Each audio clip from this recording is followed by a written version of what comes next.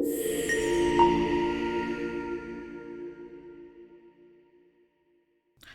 everyone, welcome to Code with Wiki. So இது 365 days coding challengeல day 8.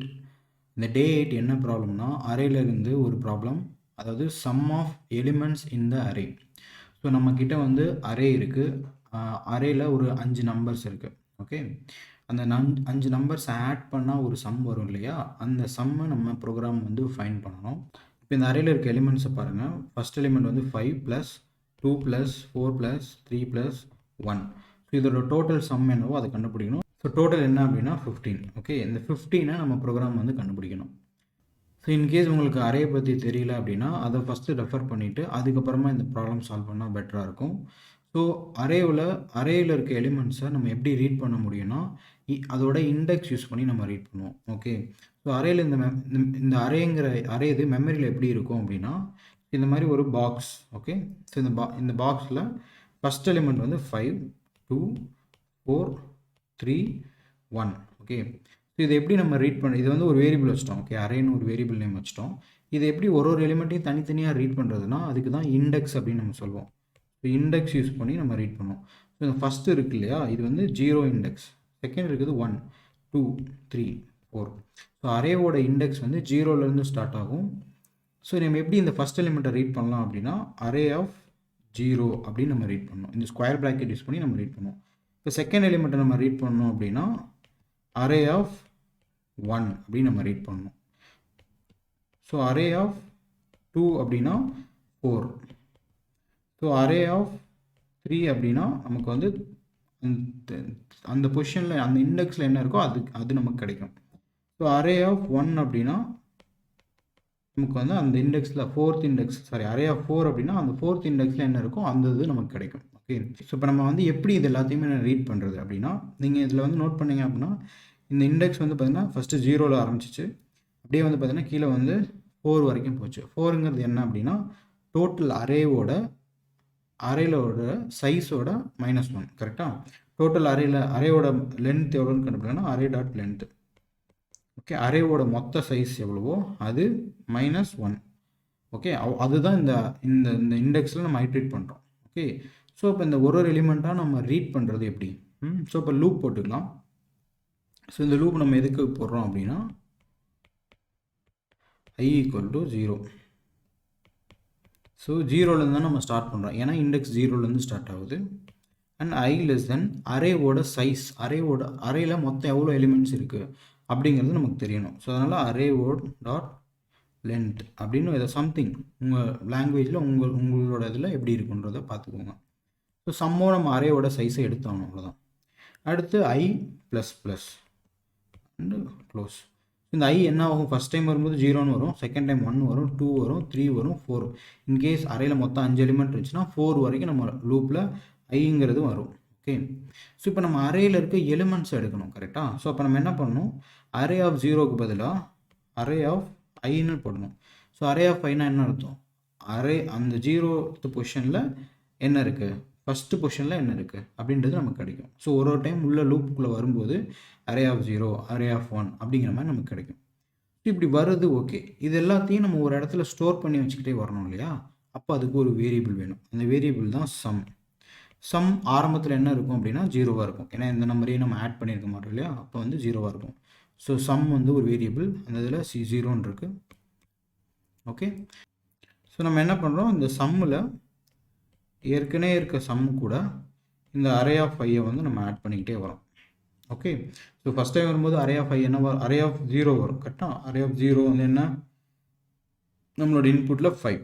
So இப்போ some வந்து ஏற்கனவே என்ன அப்படின்னா 0 + 5. ஸோ 0 + 5 5. ஸோ 5ன்னு சம்மில் ஸ்டோர் பண்ணிடுறோம். டன். ஸோ மறுபடியும் அங்கே போவோம், i 1ஆக மாறும், மறுபடியும் உள்ளே வரும். இப்போ என்ன பண்ணுறோன்னா அரே ஆஃப் 1. ஓகே, இப்போ என்ன சம் இருக்குது அப்படின்னா 5 இருக்குது. ஓகே, இந்த 5த்துக்கு மறுபடியும் இந்த 5 + அரே ஆஃப் 1 என்ன இருக்குது, அரே ஆஃப் 1 வந்து 2. ஸோ 5 + 2 7. ஸோ இந்த 7 வந்து நமக்கு திரும்ப வந்துட்டு இங்கே போய் அப்டேட் ஆகிடும். ஸோ அரே ஆஃப் அடுத்து வந்து 2 வரும், அரே ஆஃப் 2 2 வரும். அரே ஆஃப் 2 வந்து என்ன இருக்குது 4 இருக்குது.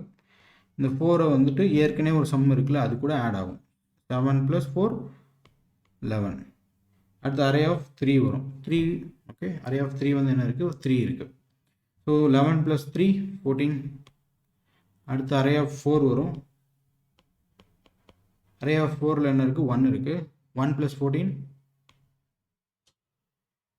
15. அவ்வளோதான். ஐ வந்து முடிஞ்சிடும், வெளியே வந்துடும். ஓகே. ஸோ இவ்வளோ தான். ஸோ நம்ம அரேவை வந்து இண்டெக்ஸ் யூஸ் பண்ணி ரீட் பண்ணுறோன்னு தெரிஞ்சிருக்கணும். அரேவோட லென்த் எப்படி கண்டுபிடிக்கிறதுன்னு தெரிஞ்சிருக்கணும். ஸோ நம்ம இண்டெக்ஸில் 0லேருந்து லென்த் -1 வரைக்கும் நம்ம லூப்பை ரன் பண்ணுறோம். ஸோ பேசிக்காக என்ன பண்ணுறோம்னா அரேயில் இருக்க ஒரு எலிமெண்ட்ஸாக நம்ம ரீட் பண்ணுறோம். அந்த ரீட் பண்ணுற எலிமெண்ட்ஸாக நம்ம சம் அப்படிங்கிற ஒரு வேரியபிளில் ஆட் பண்ணிக்கிட்டே வரோம். ஓகே. ஸோ இவ்வளோ தான் லாஜிக். நம்ம இதுக்கான ப்ரோக்ராமை வந்து நம்ம போடலாம்.